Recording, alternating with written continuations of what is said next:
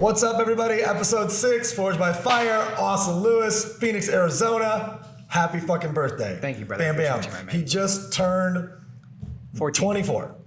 27. 37. 27. 16. Do I look 27? Okay. Just turned 27, and obviously if he's on here, you guys know that this man has done some shit over the last decade. We're going to get into his story in a second. If this is your first Forged by Fire, the context is this. We want to impact you through not just the successes, but also through the failures. Where did shit not work? Where did it break down? How can we learn from that? How can we grow from that? How can we apply that to our lives as an entrepreneur, solopreneur, sales professional, or aspiring one of any of those? My backstory, roller coaster. I spent 25 years as an entrepreneur, up and down, every success and failure that you can think of. Had a company that did $2 billion in sales, 19 countries, 3.5 million customers, filled up arenas, won it all, lost it all, every victory, every failure, every lawsuit, every reward, all the shit in between, which means I've seen a lot of peaks, but more importantly, I've seen a lot of valleys or a lot of fires, hence Forged by Fire. So that's my quick 2-minute story. Austin, break it down. Give everyone your quick backstory, you know, with where you started, and we're gonna go into it after your quick backstory. Deal. Well, first and foremost, thank you for having me on the show, man. Hell yeah, Appreciate absolutely. That. Your crew's amazing, and So is your crew's amazing. Thank you. You know what I mean? Paparazzi. And the cocktail is even better. Yes. So thank you. It's 11:45. It's 8 o'clock where AM. I live, so this is awesome. I'm already drinking. This is sweet. Sorry, Mom. No, my story's pretty simple, man. You know, young, dumb, and stupid. I'm still young, dumb, and stupid. 27 years old, like Nick just said. Just turned my birthday. It's sweet, but you know, I grew up very average. My parents, you know, taught me to go to school, get a degree, get a good job, work for benefits. Obviously, I'm not the shiniest marble in the box. You guys will probably be able to tell throughout the show. But most importantly, I just had a drive, man. I didn't know what I wanted, but I wanted to find out what I did want. And I'm still searching for that as well every single day. But 15, I got started in network marketing. I hung out with the Duncans, big Amway people, and I just had a paradigm shift. You know what I mean? Yeah. Like, you know, a thought in motion continues in motion. It's like Newton's law. You know what I mean? A thought in motion continues in motion until it's acted upon by an outside Bim force. sim. Yeah, you know, it's insane. So I sat in a room with people that were making $20,000, $30,000 a month. And at that time, you know, like I was 15. This was insane. This was crazy. Like I've never seen that before in my life. Right. Like, wait, you can actually drive a Ferrari? What's a Ferrari? Not where I'm from. Yeah, No, you know. yeah. So, well, especially not where you're from. Not Michigan, You know what I no. mean? This thing. It's right here. It's the right hand. Yeah. The left hand's backwards. Gotcha. It's Okay. Right. And the Wisconsin as well. Wisconsin, has one yeah, of those. the shoe, the Yeah. boot, or whatever you guys call it. But no, got started in network marketing, and for 4 years, I never made more than $1,000 a month, and I was still pushing. My parents were that's a big key for me. It's my mom's birthday today too. Happy birthday. Friday the 13th. Good luck, Mom. Ooh. It's gonna be a tough one. Just kidding. But my parents are super, like, you know, I never, like, for 4 years, right? Like I'm 19 years old, never made more than $1,000 a month. I got a job for 6 months, working road construction because I thought that was gonna be the hardest job on planet Earth. Found out it was The for hardest. me. It's literally the example I give when I'm comparing, let's call it sales, of how hard entrepreneurship or sales or creating revenue is. I'm like, what's hard is road construction. Yeah, it's so tough. you've actually done that. Yeah. So- So the day I started is this day I also put in my 6 months. Because I just started network marketing. So I was like, I'm going to make more, you know, I sat down with my boss. I was like, I'm going to make more than you in 6 months. So I'm putting in my 6 months right now. Lo and behold, never made more than $1,000 a month. So, you know, on the 6th month day, and I remember I told my dad about this. And my dad was my dad was more of the stickler. My mom was like, hey, just do your thing. You know what I mean? We're not going to pressure you to do anything. We know you're not going to college. We're not going to force you to get a job because I just know you're just not going to be able to hold a job. You're not going to be happy. And I've always done things that made me happy. Yeah. Like that's what's so important to me. You know what I mean? And so my 6th month, I was going to work, putting on my boots, strapping those things up, still know how to lace them today. My dad goes, where are you going? I said, well, I'm going to work. He goes, no, you're not. You put in your 6 months, 6 months to go. I was like, is that really today? He goes, yeah, no shit. How much money are you making? I said, well, then let me know. I'll let you know, you know? So your dad and my dad are very close, but they don't know they're brothers, but they're actually brothers. Yeah. DNA test. Yeah, for sure. And my dad was my biggest hater of what I was. 100%. My dad still doesn't know what I do. but he loves it. You know what I mean? Exactly. They turn quickly Yes, when the money course. starts flowing. Yeah, Okay. exactly. It's easy, right? But no, my parents were super supportive. It took me 4 years to realize I was not in the right place. It wasn't the company, it was me. Yeah. I think that's a lot of people when it comes to network marketing or anything. You know what I mean? It's not, if you got a job and you hate the job, it's not the job, it's you. Yeah. You know what I mean? Or whatever it is. So I jumped to a different company, got started in a different company. This is longer than 2 minutes. And, did network marketing, had a lot of success, lost it all. And then just found out that, that was probably the greatest decision, best thing that's ever happened to me, just in terms of growth, in terms of people. Because I grew a lot. I learned a lot, and the influence that I had was insane. And then I've been able to create, traditional businesses now, moving on to cryptocurrencies and Forex, trading Forex, and, creating operations with 100+ employees that aren't like a traditional. Massive business. digital marketing agency in the past. Massive. Yes. You're the fastest growing ATM business in the world. Yeah. What the fuck? Yeah. So you've been through it, Yeah. ups and downs, and it's you actually got started really early. You got started at 14. 15, yeah. 15 in the direct sale, which is completely illegal. Yeah. Yeah. So you sign up in your mom's name? Yeah, sign up with my mom's credit card too. I didn't have the $750. I asked for gas. And That's a lot of gas. Thinking the credit Actually, card. that's only one tank these days. Yeah, no kidding. Thanks, Depending on Joe what you Biden. drive. Yeah, thank you, Joe Biden. Let's go, Brandon. But no, I just asked for gas and she gave me her credit card. I was thinking, the credit card company would hit her at the end of the month. Yeah, they don't back then. But no, they called her. They're like, why did you, it's my mom. She's a Jew, respectfully. She, if she swiped 750, something's wrong, dog, on her credit card. You know what I mean? So they called her immediately as I was on my way home.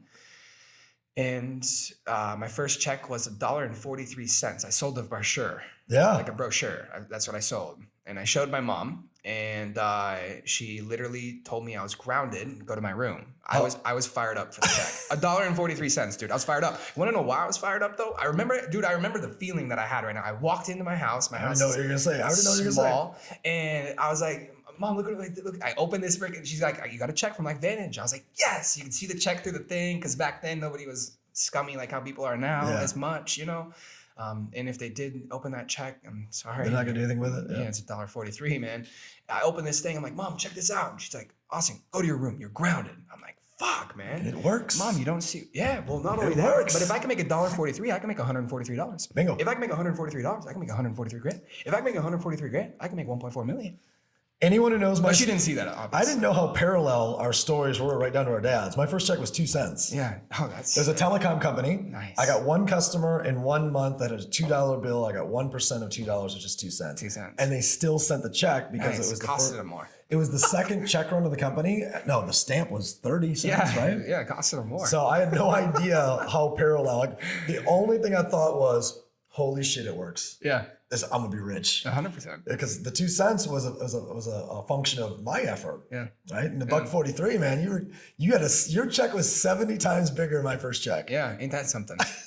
Your check now is probably 70 times bigger than No, that check. absolutely not. No, absolutely All right. not. So, kick-ass journey. I didn't know how parallel our paths were. It's actually really interesting. I believe that's why I'm here. Could be. And you better come back more next birthday as well. And maybe one day you'll invite me to Phoenix. Yep. So we had a talk before we came in here. Okay. It said, all right, you've had a kick-ass career over the last, 12 years, mostly up, right? But there was 2 things we hit on that were like, oh shit, like that's painful. You became a top 50 money earner in a company of grown-ass adults. Yeah. Right? And you're like, probably at that time, 18, 19. I just hit 21. 20? Okay, 21. Okay. Just hit You 21. said your first 4 years. Yeah. So you're 21 years old. You're a top 50 money earner in a company that's doing 9 figures. Yeah. You lose your team, lose your check. Yeah. You said you're spending $5,000 a week just having fun. Right? I'm gonna put that into reference. Not spending $5,000 a week, or not making $5,000 a week, not spending $5,000 a week, but spending $5,000 a week just having fun. Accurate recap? Yeah. Okay. A lot of alcohol. A lot of bottles. A lot of bottles. Bottle service. Yeah. We've all been there. If you've made money, we've all been there. And within X amount of time, you have to fucking move back home. Yes. What's that like? Honestly, it was a choice. So I didn't really like. I moved back home for a little bit, but I still had like my place. I still had everything I had in Arizona. So like I still was paying rent and like rocking and rolling. But I moved back home just to like, I was I was young, dumb, and stupid. Like I was at the lowest point in my life. I had no idea, what I should do, what I shouldn't do, like what direction I should go. Like I just was the superstar. I just had a total ego just sucked from me. You know what I mean? I was the man, and I've always been the man, but now I'm not the man. So it's like that was a very humbling experience for me, and like my freaking blood brother. I don't even call him my best friend. And Isaiah. Yep, you know what I mean? He just has always stuck by my side, and we went for a period of time actually too. We went 3 years without even talking to each other, and it was all based off of money. Now we've been able to rekindle. He moved to Scottsdale, but he just looks at me, and I think everybody has that person that is closest, whether now obviously it's Coda, but or it's a close friend or business partner or whatever it is. That's just like, hey man, like you've fucked up, and you've done some things that you probably shouldn't have done, and you've probably treated the people that you shouldn't have to treat like that. Maybe start caring a little bit more about what you want to truly do. And he had that talk with me. I was at my parents' house, and I was doing nothing. I was doing absolutely nothing, but just spending a lot of time with myself. You know what I mean? And during that time, I remember before we got into this, you said you had a couple people cry. That was the most I've ever cried in my life, unless I get like 5 more of these. But I just sitting in a bathtub, just crying and just like, God, like help me. Like, what do I do? What was triggering that the most? Was it where you were, or was it not knowing where to go next? Honestly, it was, I knew I wasn't the person that I needed to be to have the success that I had, one, and two, I genuinely do care about people and their success, and I want the most for them. Yeah. I was so much more like, I'm my biggest critic. Like everybody always says they're their biggest critic, and like they're so hard on themselves and yada yada yada, and whatever, right? Yeah. But for me, it was truly that way. It was truly like I was so in my head. I was so upset with myself. And I was like, how could you do this? How could you let other people down? Like I've been to these people's families dinners and seen their kids and put food on their tables. Yeah. And I'm just like, okay. And you're just... Is that a reference to when you say, let yourself down or hard on yourself, a reference to values, a reference to work ethic, or just maybe a reference to results? You weren't getting the results anymore. Yeah, I think, or a combination of all. Values, man. Okay. You know what I mean? I mean, values, and again, I'm contradicting myself. You made a bunch of money. You're doing well. You let your values slip. Yeah, absolutely. It happens. Been there. I mean, I've gained 40 pounds the last 2 years. That's insane. You know what I mean? I used to have a jawline that would cut ice. And I remember calling you Iceman. Yeah, so, but, just values, right? And of course, like seasons through life and things like that. So I went home and, I hung out at the lake a bunch. Coda knows that's like my freaking favorite place on planet Earth. Yeah. And I came back. I was only there for about 3 to 4 weeks, so a month, and moved back. And Isaiah goes, we have a strategy call tonight. And I was like, okay, sounds good. Let's do a strategy call tonight. And I'm just by myself in my freaking apartment, and rallied it up and rebuilt it all back within 6 months, and then kept it for years. We're going to go to one of your more successful companies that you'd built. Mm-hmm. You made a pivot when you saw Instagram popping. Yeah. You saw the need in the marketplace for lack of a better word, correct me, a digital marketing agency. Yep. Right. And you had how many clients? At one point we had about 3,000. 3,000 clients that were paying you every month. Hey, teach us digital marketing strategies. Not only that, and we were one of them. Yeah. Like, in our strategy, Blake was building his brand first. Hardest customers I've ever had. Blake is probably the hardest customer you ever had. You weren't dealing with me. You were dealing with Blake. Did he get the service for free as well? Shout out Blake Mullen. Love you for that. 3,000 clients. You're fucking killing it. Yeah. Revenue is upwards of... There was a month we did 300. right? Like, so that's a $5 million business. Yeah. Out of nowhere. Yeah. It's a new idea. Yeah. $5 million business a year. And that's revenue. Yeah. That's not counting value, right? Value might be 10x EBITDA on a digital marketing agency. Mm-hmm. It might be 5x top line rev. You're in Bali. I'm in Bali. Yeah. Because fuck, you're killing it. Yeah, we're partying our brains out. Like, where else do you have a digital marketing agency other than Bali? Yeah, exactly. That's where I would be. Yeah. What happens? I think we were there for 10 days, and I think this was our second day we were there.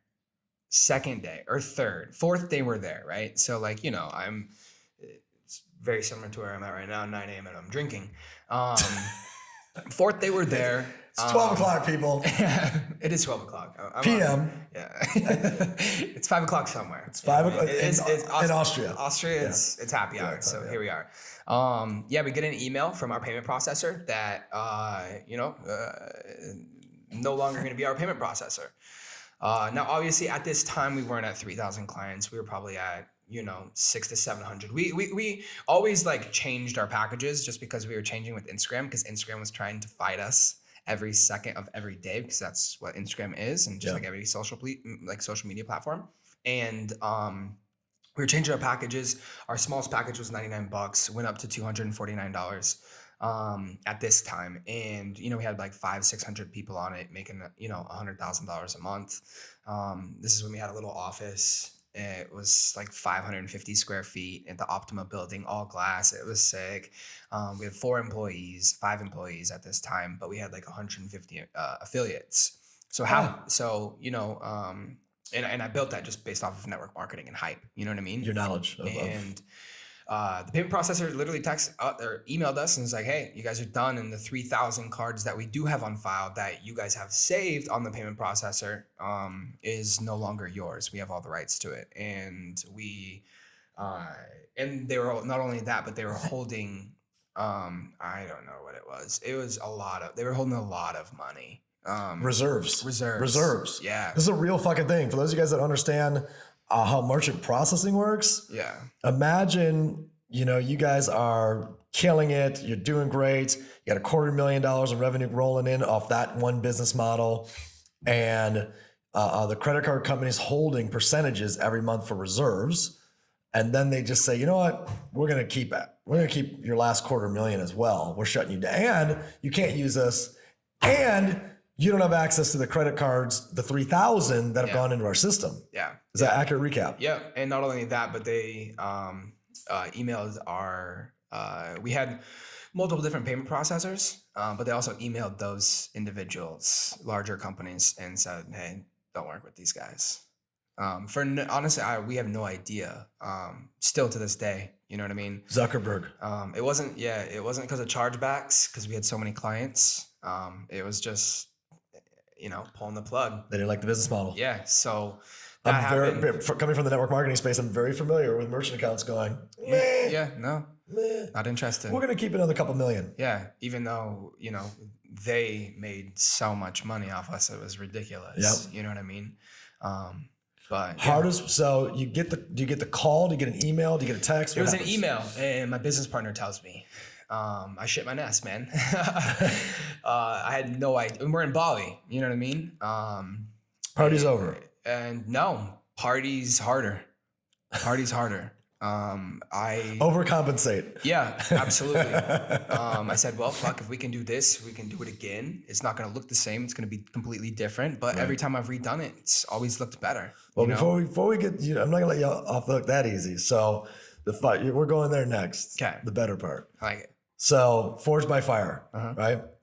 Here's the fire. Here's the adversity. You get the email. What's the chain reactions of thoughts, actions, fears? Right now, there's people out there that are in the fire themselves. Their whole life's been a fire. They're in a fire in business, in a relationship. I don't know if I'm going to get out of this. I don't know if I'm going to get better. I don't know if and that's what this whole, podcast is about. Yeah. Live with me there for a moment. Tell me the hardest shit that happened the moment they cut off that merchant account You got 3,000 clients to call, nearly 1,000 active. You've got your team, your affiliates. That was the hardest thing. Because again, I built it like network marketing. I told you I did daily Zooms. People thought I was crazy. They're like, dude, these guys aren't going to show up every day. They're not going to show up every day and be dedicated to it. They got to work. They're just this little Instagram company that, they make, when they sell a package, they make $49. You know what I mean? Which it's a lot of money. You know what I mean? Get 10 of those, it's $500 a month. You know what I'm saying? So, I was doing Zooms that had 100+ people on it, and I really came from a place of love. You know what I mean? I came from a place that I genuinely actually gave a crap about other people, and I loved writing people's checks. Man, we were writing $10,000 a week to some people. You know what I mean? A certain individual actually lives here in Miami now, and he's a big baller. I'm not going to mention any names, but we got that email and bam, I just remember feeling and thinking to myself, there's 100+ people that rely on these checks each and every single month, each and every single week, because we paid out weekly. I did the payouts weekly. I literally worked like a slave. It was insane. But I didn't want anybody else to do it because I was so passionate about the business and I was so in tuned in it. I was literally psychotic. Because I wanted to be iconic. And so it was the hardest. It was the I hardest. don't know if that's feeling. a meme, but it should be. Yeah. It should have your name there before. Psychotic to be iconic. I don't know. Yeah. Let's run Be it. psychotic until you're iconic. Yeah. Something like that. I like that. Yeah. Code. Psychotic till iconic. Yeah. Austin Lewis. I don't know where that came from. You have to do this fast because right now there's about 19 millennials that just posted it as their own quote. Yeah, exactly. Yeah, that's what you guys watermark do, you that little fuckers. 19. There's 1900 now. NFT it. Yeah. All right. But no, it was. I was letting those people down again, and that for me was the hardest part. So you, as a leader, Yeah. the thing that hurts you the most sounds like, because I've heard it now twice, is when your team gets hurt, it's devastating to you. Absolutely. I could give a rat's ass about myself. I don't know if that's cocky or if it's No, confident, that's leadership. Yeah, and the reason why is because some people are like, fuck, I don't want to face those customers. Yeah. And I'm wired exactly the way that you are. When the shit hits the fan, I know there's a ripple effect to the customer, but my brain doesn't go there first. My brain goes to, how does this affect my leaders? Yeah. How does this affect the team? Yeah.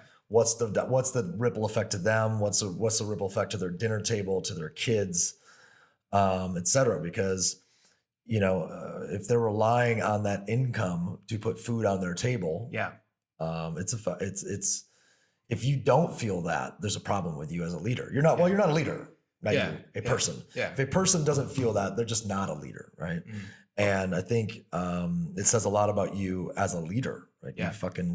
You feel the pain that your people feel. Yeah, 1,000%. I didn't even mention it out there, but I will mention it. The hardest thing I actually went through was a business relationship breakup. And that was just recent. That was in 2021. So want to go there next? Yeah. Let's wrap this fire with, I had learned, you had told me in the past, and we talked about it earlier, and you said, hey, are you comfortable going there? And we're coming to an interesting place in time where young alpha men are willing to talk about shit they're going through, right? Yeah. Where it used to be like, you don't talk about that. But you have bouts with anxiety. Yeah. And I would imagine at that point when you get a fucking email that the revenue's shut off. Oh yeah, for sure. How what is that like for someone that doesn't understand anxiety, right? What does that mean physically? What does it mean mentally? What's it mean emotionally? What are those pieces to it? Yeah, I mean, I gave up all my values, man. You know what I mean? It was one of those things. I didn't even have self-respect for myself, and I look back now at it and I'm like, oh shit. Like now I realize why everything else happened after that. You know what I mean? So you went down a spiral. Yeah, definitely, for sure. I started drinking a lot. Bartender. You know what I mean? Started drinking a lot and, not really giving a crap about the people that were closest to me. Coda being one of them. So she's psychotic to be still here right now. She's iconic. But she's iconic as well. So, but no, yeah, it was, a lot of anxiety, a lot of self-doubt at that time.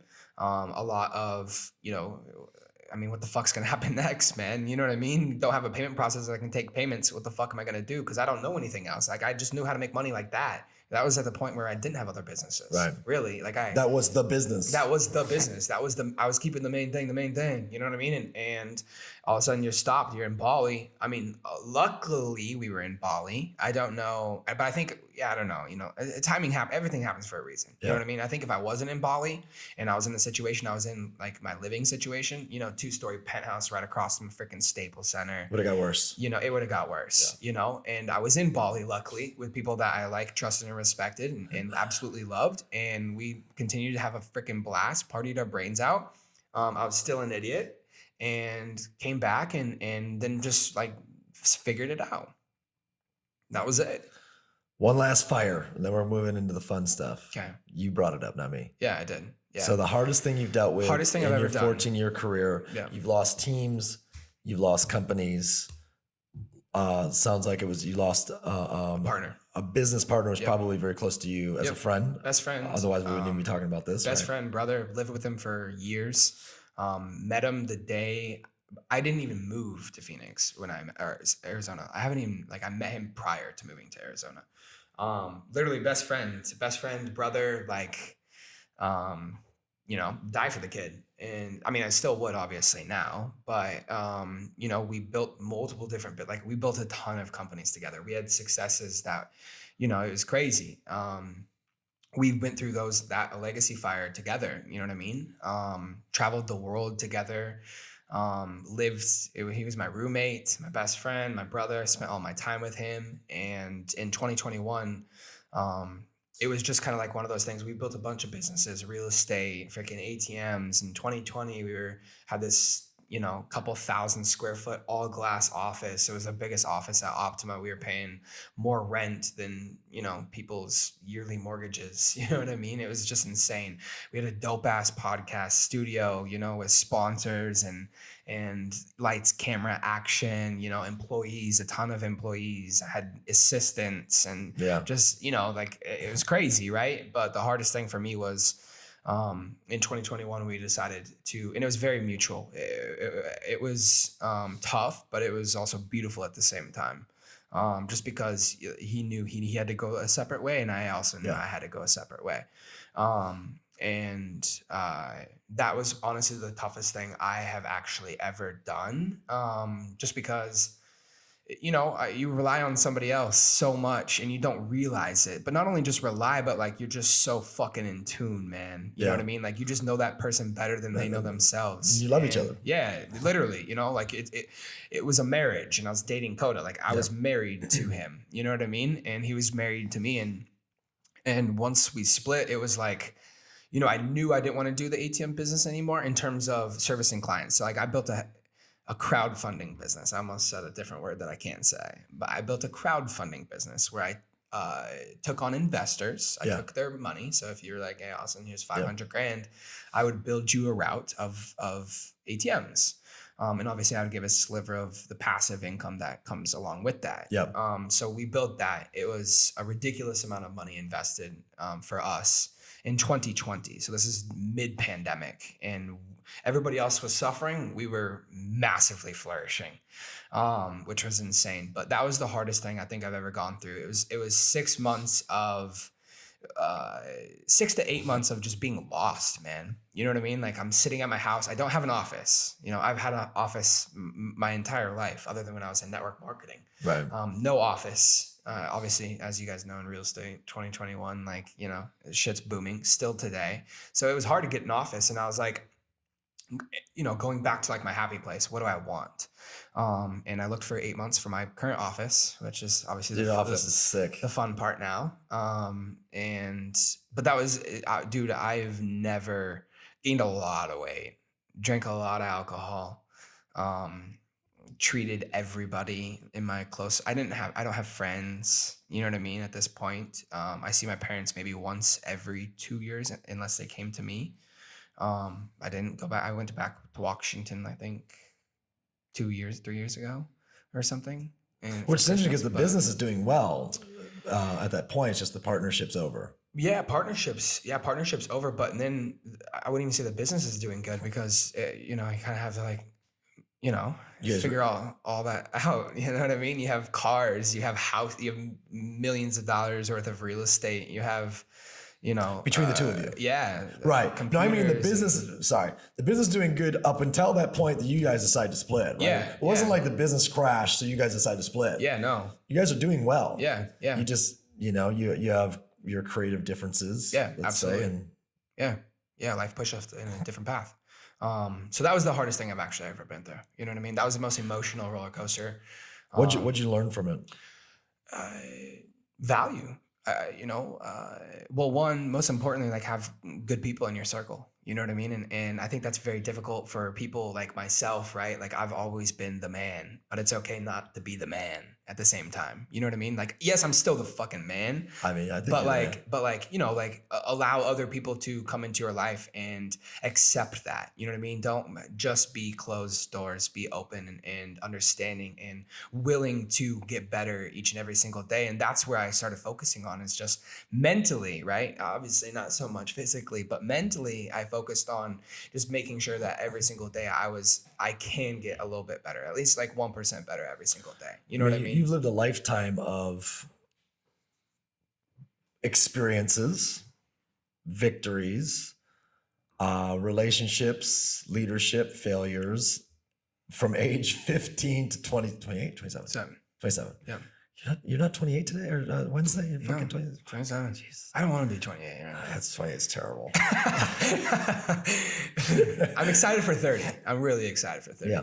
And then you become 31. Yes. That's a blast. That's a blast. But no, you've literally in 13, I guess it's 12 years, man. In 12 years, you've lived a lifetime of leadership, success, failures, growth, development, fun, you know, ups and like it's really impressive. Yeah. Well, thank you. You're welcome. And, you know, I know without a doubt that your next 12 years are going to be a fucking rocket ship. Mm-hmm. Let's talk about some of these rocket ship moments you've had as we kind of go to the back half of the chat. So after you lose the digital marketing agency, you create the fastest growing ATM business in the world. Yeah. With the partner we were just talking about, I'm guessing. Okay. Yep. How did you recognize the opportunity? Why? Like give drop some knowledge to the people that are like, all right, I'm just a 25-year-old dude out there. How the fuck am I going to do something big? You know, hit us. Honestly, it just fell out on our lap. You know what I mean? My partner got a call from a barber and was like, hey, the ATM is like down the corner, whatever. He comes back, long story short, there's no ATM. He's like, can I just put one here? Literally calls me up. He's like, hey, Austin, can you figure out a way to get an ATM in this place? And I was like, yeah, dude, I'll do some research. We'll figure it out. We still had a legacy at this time. And so I called a couple companies. That's pretty fucking cool. So necessity is how it was born. Yeah, literally. Necessity. Yeah, he was like, you know, fuck it. Let's just put an ATM here. I can't find the ATM. I owe you cash. Let's just put an ATM here. Our own ATM. And he, you know, that was like kind of how, I don't want to say arrogant, but that's kind of how like cocky we were. Like, yo, if we need something, like, yo, we'll just put our own ATM here. We'll fill it with our cash. And then whenever I come get my haircut, because I like to get my haircut at least every week, I'm like, yo, like, I'll just take my own cash out. I'll give it to you. It won't be an issue. It won't be a problem. That way, I don't got to stop at the bank prior, rock and roll, do the thing. You know what I mean? Because no barber ever has changed. Shout out to all my barbers. I got a lot of barber friends. And that's how it started. And then it just kind of progressed from there. It was, okay, great. We can purchase ATM. I mean, when we bought our first ATM, we bought it for like almost $4,000. Okay. These things are worth $25. I know nothing about this business model, so I'm actually really interested. Yeah, we bought it for $4,000. So some just old company in Arizona, right? Obviously, we wanted to use somebody local. We didn't want to ship nothing because I ain't gonna touch it. You know what I mean? I want somebody else to do that. And we paid for $4,000 for this fucking thing, and it's a $2,500 machine on like a good day. You know what I mean? So like we overpaid. They installed it for us. They look at us. They're like, hey, what do you want the surcharge to be? We're like, surcharge? Hell, nothing. They're like, you don't want it to be anything? I was like, no, we're just getting the money out for ourselves. They're like, no, you should have a surcharge. Yeah. You should charge like $3. And we're like, okay, we'll charge $3. They're like, how much you want to put in it? I was like, I don't know, like 10 grand. They're like, okay, like, you know, most people don't put 10. We had no fucking idea. Is that too much? Is it too little? I don't Way know. too much. Way too much. Way okay. too much. So what's an ATM that you usually have in it? Like maybe $2,000. Okay. $2,000 to $4,000. You know what I mean? Obviously, depending on how much it gets used, Sure, and sure. how fast you want to load it, and yada yada yada. We put 10 G's in this thing, and we were doing our taxes and rocking and rolling, and all of a sudden we were like, man, what the fuck? How are we making $600 a month? My accountant's like, what's this coming from? We're like, fuck, I have no idea. At this time, we had a second location. We had a second location. 2 ATMs. So 2 ATMs. And This is they hilarious. were like, all right, well, fuck, I think it's, and she goes, Austin, it's from the automated teller machines because it deposits as ATM. I never get a deposit from ATMs. I always get withdrawals. Yeah, withdrawals from ATMs. Exactly. Yeah. So I was like, what the fuck? And then we were like, let's build this thing to the moon. So we started scaling it, and then we realized, you know, OPM's definitely the best way to build anything, I believe. Not opium, the drug, but other people's money. Yeah, other people's money. Yeah, OPM. Dot Yeah. P dot M. Yes, other This people's is a money. family-friendly show, Austin. Yes, sorry. So no OPM kids, just other people's money. Use your moms if you want. She'll probably love that. Show her a check for $1.43. But no. Different story. Then we were like, you know, obviously pandemic hit. And we were like, okay, this is perfect. A bunch of people have money. They want to make passive income because passive at that time was so fucking beautiful. It still is too today. And it's always going to be a thing. And we were like, okay, well, what if we just take on investors and just build them routes? Because one, my social media, you know, my YouTube has over 1 million plus views just on ATM videos. What's a route? A route is just like ATM route. So just like a loop of 10 ATMs that make $2,000 a month. Like a shipping route. Exactly. Yep. But a Yep. ATM route. ATM here, route. Here, Yep. here. And then you go through and just pick up your fucking money. Yep, exactly. But we were doing it automated. So it's called ATM automation. And it was automated because I would put together the loaders. So I'd have somebody else load the machine for obviously a cost. I'd have somebody else install the machine. So these investors could be, you know, from New York to California to Miami to wherever they are in the world. And we're building them a route that's 100% passive and automated. So they don't have to do anything. They just cut a check every month. Correct. So you're taking the money for them. They're taking purchasing the routes. Let's say you're taking a 10% Yep. piece of their pie or 20% or whatever your service fee is to them. Yep, exactly. Smart. Yep. How many ATMs did you have out there? I don't know how many ATMs. Multiple seven figures invested. That's times a $3,000 machine. Yeah, I mean it was more just because, you know, it's just like buying an Airbnb. These Oh, days. you guess with cash in. Yeah. Well, no, you don't have to put the cash in, but you know, if something it makes you $2,000 a month, you're not going to pay $2,500. Right. You're going to pay $2,000 a month times. Like, it's just like selling a regular business. Yep. And at this time, everybody else was contracting, and I was like expanding. You know what I mean? So people were selling their routes. And I was buying these routes because they were like, oh, cash is going to be dead. Cash is nothing. It's dying, whatever. And, you know, I got a lot of shit on sale. You know what I mean? So I made a lot of people like really happy. And then, you know, on the other side too, it's an ATM business, and just like any investment, it sucks too, you know, sometimes. And sometimes it didn't go well for others, you know, but that just comes with the risk of investing. Sure, you know? of course. But yeah, built that. It was insane. I mean, at one time I have a picture. I'm laying on top of these ATMs. I think we had like 50 in our office, all glass office. It was definitely against the fire code. And not only that, but it was definitely very scary because it's an all glass office with 50 ATMs. Yeah. I mean, was there cash in the ATMs? no, there wasn't cash in the ATMs. The guy but, outside the glass office doesn't know that. Well, I mean, when they had those freaking riots, you know, jeez. Where's all the ATMs? Oh, they're in that guy's office. They're in that guy's office. You know, they definitely didn't want to come in our office. You know, they probably would have seen a couple other things, but, you know.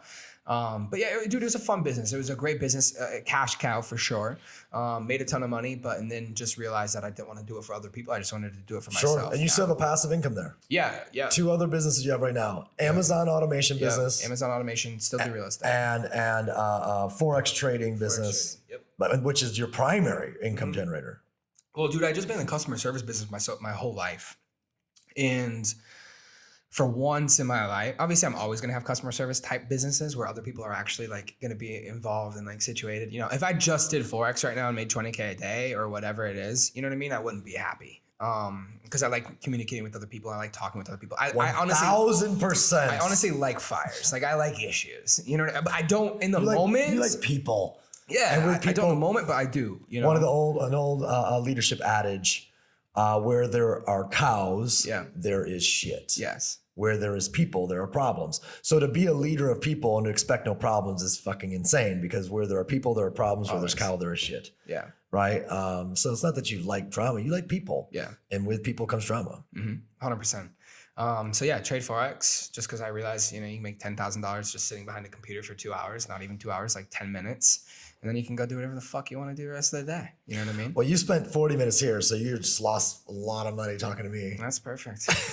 Happy birthday. Thank you, brother. I appreciate you, dude. Seriously. All right, let's round this out. Let's go a different. Let's take us a whole nother path. Okay. One of the things that I admire about you, each week we do a different lesson, right? Whether it's right now we're on the philosophy of time. We're 6 weeks on that topic of philosophy of time.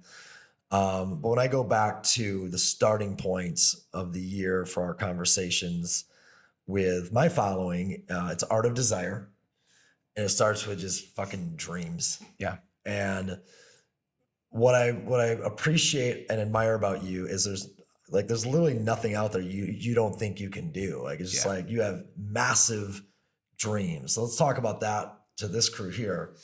How critical is it to have big dreams? How many people do you let influence your dreams? How many people do you let tell you can't do shit? Like, go off in any direction you want to go with this. For sure. Okay, I like this. To be totally honest with you, Nick, I mean, I've just really found out that whatever makes you happy is whatever you should do. And that kind of sucks. Like, I want to be that person that's like, hey, bro, like, you know what I mean? You can make $1 billion. But like, dude, if $1 billion isn't going to make you happy, don't fucking do it. You know what I mean? If being a barista at Starbucks makes you happy, do that, man. You know what I mean? Like, find what makes you happy. And obviously, you're always going to be searching for that. You're always going to be wanting to find out more of what that looks and feels like. But just being happy, enjoying what you do on a daily basis. And if you're not enjoying yourself, then you're doing the wrong thing. I tell Cody this all the time. That's why I got out of the ATM business, because I was like, yo, I'm not enjoying this. Yeah, fuck, the money's great. This is sick. This is awesome. But it's like, I don't want to be around that, because it mentally exhausts me. It mentally doesn't pour anything into me. I'm pouring it out to that. So it's like, focus on what makes you happy. Focus on what you're doing on a daily basis. Like, is that road that you drive down the road that you want to drive down? Like, truly, you know what I mean? Or do you want to go a different way? So really purpose. Yes, absolutely, man. You know what I mean? Like, just like realizing what it is that you want in your life, and what, if you don't want to be the dude that owns the Porsche design tower, then don't be that dude. You know what I mean? If that's what makes you happy, and then that's what if you want to own the valet business at the Porsche design tower, be that dude. Be that dude. I bet he does great too. You know what I mean? If he's killing it. Yeah, exactly. Fucking the valet guy's killing it. Valet dude's killing it. Yeah, man. So it's like, it's just one of those things for me. It's just like, so many people, like, social media sucks. I'm just gonna be the first to say that, because of one, I've been indulged in social media my entire fucking life. And two, it sucks, dude. Like, you're comparing yourself to other people that you don't want to compare about, that really don't give a fuck about you anyways either. You know what I mean? And they never will, because people are people. People are carnivores. They just you're not seeing the full picture of their picture. You know? No, you have no idea what's going behind those doors. Instagram is just like a highlight reel of their life. You know what I mean? But like, at the end of the day, people are comparing themselves to that, and it's like, but do you want that? Most people look at it and like, dude, I want to drive a Colon on. It's like, okay, well, great. Just work a steady job, save some money, and have good credit. I mean, there's plenty of luxury leasing companies you can put down $10,000, $15,000 on a Colon on. Your payment's going to be high. You'll save no money, but fuck, if that's what you want to do, then go do that. I mean, fuck, whatever makes you happy, dude. You know what I mean? I like good beer. I like going on fun trips. I like my 3 wiener dogs. I obviously love my girlfriend. I like my office. My office is a fantasy factory, and it's just for me. It's not for anybody else. People are like, why do you have a 4,000 plus square foot office that you can pull your cars in, that's all glass, and makes you happy? I'm like, dude, this is my creative lab. This is my fantasy. This is what I want. Like, and that makes sense to me. And if it doesn't make sense to you, it's okay, because you're not fronting the bill. Yeah. It doesn't have to make sense to you. It makes sense to me. Yeah. You know what I mean? So just do more of that, I think. I'm obviously speaking to myself as well. You know what I mean? That, some of our best pep talks to others are really just for ourselves. 1,000%. Every week that I put out content, I'm like, I don't know if any of you guys are getting anything from this, but I got it. But I am. I love that. Dude. Yeah, no, 100%. Sure. But yeah, that's honestly where I'm at. Closing thoughts, closing moments. I mean, what you just said was beautiful, and I don't even know if I want to derail any of that. Is there anything you didn't say today that it could be on any topic, that you've got some viewers out there that are hungry, they're driven, they want to know? Closing thoughts. Yeah. I mean, closing thoughts I think are simple. Somebody's always going to look better than you. Somebody's always going to have a hotter wife. Obviously, sweet. you're Thank not you. going to think so. Yeah. Yeah, of no, course. generically. Yes, Ah, absolutely. confused. Sorry, Yeah, continue. it's okay. I mean, he does age like a fine wine, and he is only 32, so it just makes sense. You know 32. what I mean? But ladies, Currently single. I was gonna let him say that, but someone's always gonna have a nicer car. Someone's gonna always have more money. Someone's always gonna have a nicer boat. You know what I mean? But what they can't have is they can't have you. And just realizing that you are who you are, and you're on here for a reason, and realizing that reason's pretty freaking beautiful, man. So focus on that, double down on that. And this goes on YouTube or no? Yep. It goes on YouTube. So if you guys Tell haven't everybody where to already- find you. Yeah, don't find me. All I want you guys to do is Find just him. go ahead and like this video, because obviously it helps the YouTube algorithm. Go ahead and smash the subscribe button, because it obviously freaking helps the algorithm as well. And next time you come back here, he'll probably have a lot more subscribers, a lot more viewers. And We have this is a 6 so place- far. This is a place that you definitely want to be. So next time he comes back, he'll have 600, ladies and gents. You know what I mean? Tell everyone where to find you. At the Austin Lewis on Instagram. If you contact me on Facebook, I'm not on Facebook. You'll probably realize that. YouTube, you can search ATM. You can search Austin Lewis. You can search Scam Artist. You can search Dumbass. I'm probably on all of those. We're both on that same search. Yeah, weird. He said the Austin Lewis, yeah, which is I also say the, which sounded like V. Yeah. So the Austin Lewis TAG. on the IG. On IG. Man, you're a really, really cool balance of edgy youth, fun, appeal, what's trending now, Yeah. and wisdom, Yeah. which is super unique. So you're telling me I'm getting old things, Nick. Yeah. So take happy a drink birthday. No, but I mean that though. Like there's so many individuals that have had success by 30 that the conversation is not as balanced as the way you deliver the conversation. It's about the success, the result, the fun, the party, the this, the that, which is cool. Yeah. But It's a small piece. And the reason why is you've done so much growth and development, man. You've attended so many events, you've read so many books, you're a consumer of growth, Spot not on. just a producer of it, right? And that's the fucking difference between people that are really going to make a difference and people that are going to make some money. Yeah. And you're going to make a difference. Amen. You are making a difference. Appreciate you. So, wrapping up, I hope you've enjoyed episode 6, the Austin Lewis. Don't forget, unless it's your first time, announcement, support Next Gen. Actually, we'll go a different route. thenextgen.org. thenextgen.org. That is my foundation. We teach youth entrepreneurship all over America. We've got business plan contests. We're currently building an LMS to move all the education online. It needs your support. That is the Forged by Fire primary sponsor, is our foundation. And if you're passionate about entrepreneurship, go donate $20, go donate $40, and we'll put it to good use by teaching kids entrepreneurship. That's a wrap. Episode 6, the Austin Lewis.